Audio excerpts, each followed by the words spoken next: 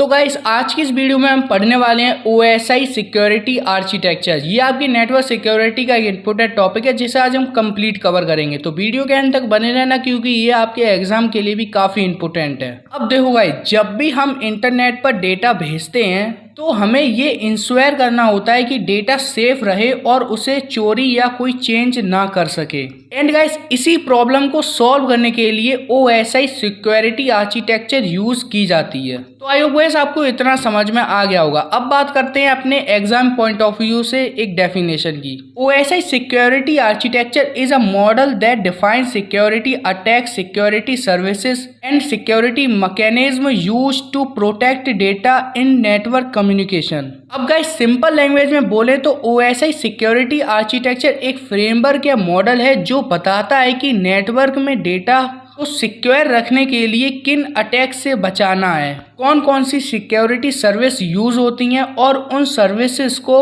Implement करने के लिए कौन से सिक्योरिटी मैकेनिज्म का यूज किया जाता है। तो आई होप गाइस आपको इतना समझ में आ गया होगा। अब बात करते हैं main components of OSI security architecture. तो गाइस OSI सिक्योरिटी आर्किटेक्चर के 3 मेन कंपोनेंट्स होते हैं जिसमें से हमारा फर्स्ट कंपोनेंट है security attacks. A security attack is any action that tries to harm the security of data or system। तो guys security attack का मतलब है कि कोई भी ऐसी एक्टिविटी जो डेटा या सिस्टम की सिक्योरिटी को नुकसान पहुंचाने की कोशिश करे। एंड गाइस इसके टाइप्स होते हैं passive attack and active attack. अब गाइस पैसिव अटैक में अटैकर सिर्फ इंफॉर्मेशन से इंफॉर्मेशन को सीक्रेटली देखने या सुनने की कोशिश करता है लेकिन डेटा को चेंज नहीं करता।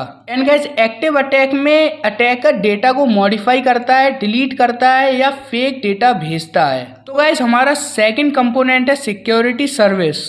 Security services are used to protect data and communication from attacks। अब गाइस सिक्योरिटी सर्विसेज वो फैसिलिटीज हैं जो डेटा और कम्युनिकेशन को अटैक से प्रोटेक्ट करती हैं। एंड गाइस इसके कुछ पॉइंट्स हैं जिन्हें हम देख लेते हैं। तो हमारा फर्स्ट पॉइंट है ऑथेंटिकेशन। अब गाइस ये वेरीफाई करता है कि यूजर या डिवाइस असली है या नहीं। एंड सेकंड पॉइंट है एक्सेस कंट्रोल। अब गाइस इसका मतलब ये है कि ये डिसाइड करता है कि किस यूजर को किस रिसोर्स का एक्सेस मिलेगा। थर्ड पॉइंट है डेटा कॉन्फिडेंटिलिटी। अब गाइस ये इंश्योर करता है कि डेटा सिर्फ ऑथराइज्ड यूजर ही देख सकें। एंड नेक्स्ट पॉइंट है डेटा इंटीग्रिटी। अब गाइस ये इंश्योर करता है कि डेटा ट्रांसमिशन के दौरान चेंज ना हो। एंड गाइस हमारा लास्ट पॉइंट है नॉन रेप्यूटेशन। अब गाइस इसका मतलब ये है कि ये प्रूफ प्रोवाइड करता है कि सेंडर बाद में मैसेज भेजने से मना नहीं कर सकता। तो गाइस अब बात करते हैं अपने थर्ड कंपोनेंट्स की, security mechanism. Security mechanism are the methods used to provide security service.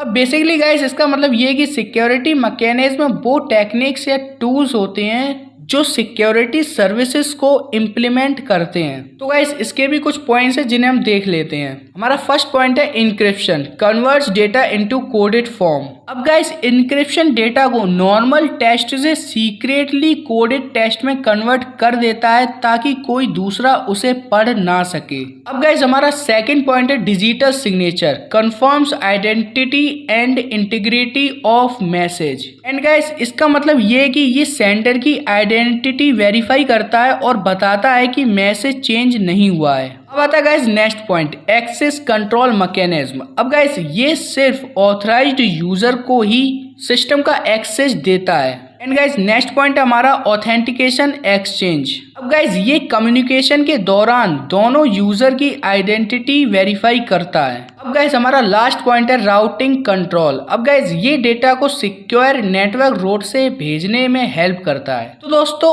OSI security architecture हमें बताता है कि नेटवर्क कम्युनिकेशन को सिक्योर रखने के लिए सिक्योरिटी अटैक, सिक्योरिटी सर्विसेज और सिक्योरिटी मैकेनिज्म कैसे मिलकर काम करते हैं। ये टॉपिक एग्जाम और इंटरव्यूज दोनों के लिए काफ़ी इंपॉर्टेंट है। तो गाइस इसे आप अच्छे से पढ़ लेना और नोट भी कर लेना जो मैंने बताया है। तो गाइस अगर ये टॉपिक आपको अच्छे से समझ में आ गया है तो वीडियो को एक लाइक कर देना, चैनल को सब्सक्राइब करना बिल्कुल भी मत भूलना क्योंकि आपको ऐसे ही इंपॉर्टेंट टॉपिक सब्जेक्ट से रिलेटेड इंपॉर्टेंट वीडियोस मिलती रहेंगी। तो गाइस मिलते हैं किसी नेक्स्ट वीडियो में किसी नेक्स्ट टॉपिक के साथ। तब तक के लिए कीप लर्निंग, कीप ग्रोइंग।